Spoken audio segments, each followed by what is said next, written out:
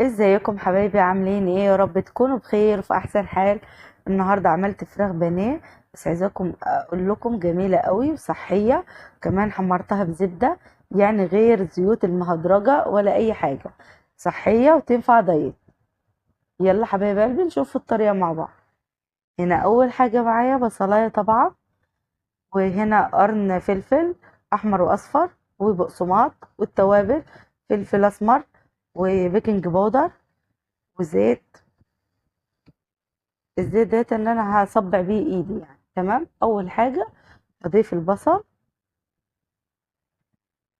والفلفل الاصفر والاحمر، وهضربهم كويس جدا. هنا طبعا التوابل اللي عندنا: بصل بودر، توم بودر، فلفل اسمر، كزبره، اوراق الغار، التوابل اللي انت تحبيها، كباب صيني، جوز الطيب. تمام. هو ده باقي التوابل كلها اللي في وبهارات فراخ. تمام. بصوا ضربت الفلفل الالوان مع مع البصل، بصلايه واحده. ومعانا برضو يعني نص كيلو صدور فراخ. عايزه اقول لكم جميله قوي قوي، مغذيه قوي، وحاجه جميله قوي. يعني انا عاملاها على قناتي، بس محمره في زيت غزير وكده. ده انا عاملاه صحي للناس اللي بتحب الحاجات الصحي. كده خلاص. بصوا ضربت الفلفل مع البصل. هضرب دلوقتي الفراخ. قطعنا كده الفراخ مكعبات. وطبعا زي ما انا بقول لكم في كل فيديو، الفراخ دي انا بشيلها من كل الفراخ يعني، بخلي منها البانيه. تمام. حط اللايك يا قمر الطويل. تمام كده. هتقطعيها مكعبات مكعبات، تكون كده يعني وسط. اهم حاجه تكوني عندك كبه تفرمها ناعم. عايزه اقول لكم جميله قوي في اللانش بوكس، جميله قوي قوي. يعني انا لما جيت حشيتها بصراحه جميله قوي.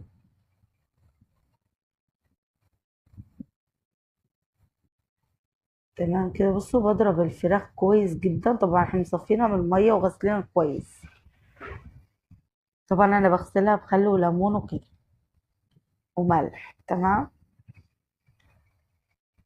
تضربي كويس جدا لحد ما تتكون. بصوا إيه، يعني مفروم ناعم خالص.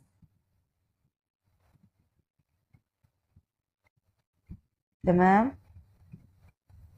بعدين هنضيف برضو الفلفل الالوان والتوابل، وبرضو معانا بقسماط ناعم ده هنعجن بيه. عايزه اقول لكم احلى من البانيه اللي هو اللي احنا بنحمره في الكورن فليكس وكده. وبنحمره في زيت غزير. فده بصوا معلقه زبده بسيطه هتحمريه، يعني صحي جدا وامن جدا جدا لاولادك. حاجه خفيفه والريحه روعه والطعم حكايه. بصوا كده. فرمتها ناعم كده. بقى هضيف الفلفل الالوان مع البصل اللي احنا ضربناه. طبعا انا مش هضيف كتير، عشان دول انا عايزاهم وهعمل بيهم حاجه، يعني شلت حوالي معلقه.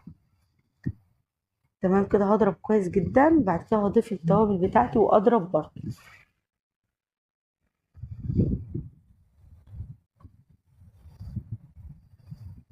نضرب جامد.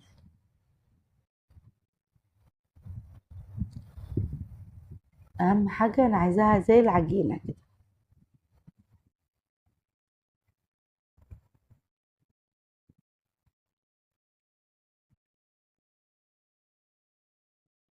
تمام كده. هفضيها وبعدين اعجنها بالتوابل والبقسماط الناعم.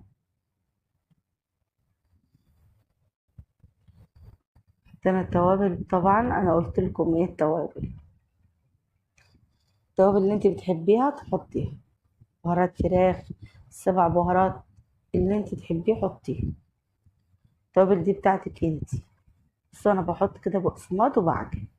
هتحطي بقسماط لحد ايه ما تتكون معاكي عجينة، تعمليها زي القرص كده. هتلاقيها اتشكلت معاكي كده، يبقى خلاص. مش هنضيف تاني بقسماط. ولكن دلوقتي طبعا لسه هشوفها، بعدين هقول له. بصوا لسه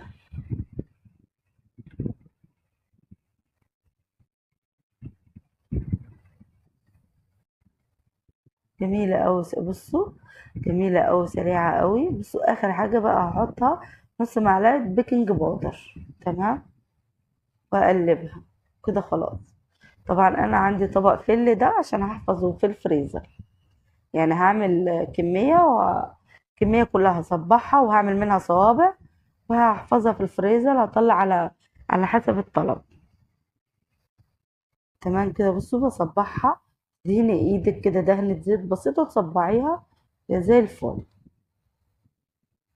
بصوا بقى القراص دياتي لما تيجي تحمريها في الزبدة، انا لما تيجي تحشيها في السندوتشات فبقسمها زي الشرايح. بصوا بالسكينة كده تقسميها زي الشرايح، بتبقى زي صوابع البطاطس اللي هي طويلة. تمام. عشان تعرفي تحشيها طبعا في السندوتش.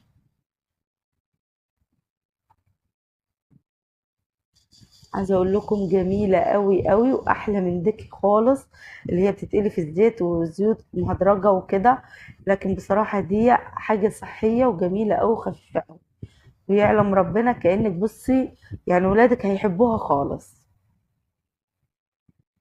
وكمان مش بتاخدي وقت. يعني بصي يا دوبك كده 5 ثواني تكوني جهزتيها طلعتيها من الفريزر، وعلى طول حطيتي معلقه الزبده وحمرتيها. ما بتاخدش وقت خالص معاكي خالص.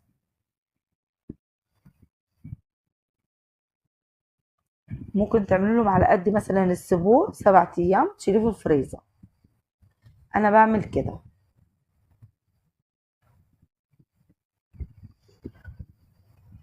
حط اللايك يا قمر. طبعا بصوا بفرش كيس التلاجة من فوق وبدهنها زيت. وبرضه بصبع واحط اعمل قراص واعمل صوابع. شكلي لاولادك، اعملي لهم حاجات صحيه على قد ما تقدري. طبعا عشان الامراض اللي بتيجي الايام دي صعبه جدا. فبلاش يعني الزيوت والبطاطس المحمره والحاجات المقليه دي. صراحه انا مش بحبها قوي. فانا بحب اكتر حاجه الاكلات الصحي اللي هو يكون زيت قليل. فالصراحه الوصفه البرجل ده عجبني، البانيه ده وصفته عجبني جدا. ان هو بمعلقه زبده بتكوني محمره ال- البانيه بتاعك. تمام. بصوا مش هحط تاني زبده. هحمر بيهم يعني على حسب السندوتشات بتاعت ولادي. عايزه اقول لكم كمان أنا الوقت اليوم ده عملت برضو سندوتشات لينا فكانت جميله قوي. وريحتها تحفه والطعم من جوه عشان التوابل اللي احنا حاطينها تحفه تحفه التحفه. هتعجبكم قوي. وطبعا ممكن تعملي سندوتش الجبنه جنبها برضو. وانا برضو عامله كرات البطاطا ممكن تديهولهم في اللانش بوكس يبقى سناكس. ممكن تعملي كب كيك برضو. برضو الكب كيك انا عاملاه على قناتي بس لسه هنزله. تمام. يعني انا عاملاه بس لسه هعمل الفيديو وهنزله لكم قريب. بصوا انا بقلب يا دوبك بتقلب النار تكون وسط عشان يستوي كويس. وهبصوا انا شغاله بالمعلقه واقلب واعدل فيه عشان تستوي. وهوريكم برضه انا بقسمها مستويه من جوه جميله قوي قوي. عايزه اقول لكم جميله قوي. عملنا منها كفته عملنا منها برجر.